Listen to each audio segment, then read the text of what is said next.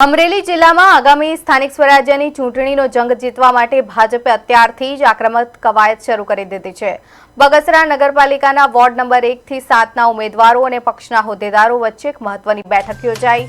ઉર્જા અને કાયદા મંત્રી કૌશિક વેકરિયાની વિશેષ ઉપસ્થિતિમાં મળેલી આ બેઠકમાં બગસરા પાલિકામાં ફરી ભગવો લહેરાવવા માટે ખાસ રણનીતિ ઘડવામાં આવી હતી। આ બેઠકમાં ધારાસભ્ય જેવી કાકડિયા અને જિલ્લા ભાજપ પ્રમુખ અતુલ કાણાનીએ ઉમેદવારોને જરૂરી માર્ગદર્શન આપ્યું હતું। નેતાઓએ સૂચન કર્યું હતું કે મતદારોના ઘર સુધી પહોંચીને વિકાસના કામોને પ્રાધાન્ય આપવું। બીજી તરફ શિસ્ત બાબતે કડક વલણ અપનાવતા જિલ્લા ભાજપ પ્રમુખે સ્પષ્ટ ચીમકી આપી હતી કે પક્ષ વિરુદ્ધ ફોર્મ ભરનારા કાર્યકર્તાઓ સામે શિસ્ત ભંગના કડક પગલાં લેવામાં આવશે।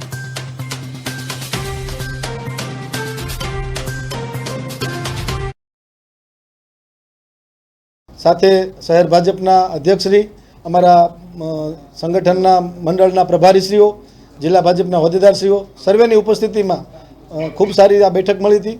બધા જ ઉમેદવારોને જે સૂચનો આપવાના હતા, માર્ગદર્શન આપવાનું હતું એ આગેવાનો દ્વારા આપવામાં આવ્યું। કઈ રીતે આગામી દિવસોમાં પ્રચાર કરવો, બગસરા શહેરના લોકોને કઈ રીતે મળવું, આ બધી જ ચર્ચાઓ આજની આ બેઠકમાં કરવામાં આવી હતી અને વધુમાં વધુ અમારા ઉમેદવારો જીતીને આવે અને બગસરા નગરપાલિકામાં ફરી વખત સત્તા સંભાળે એના માટે સર્વ સાથે મળીને પ્રયાસો કરવાના છે।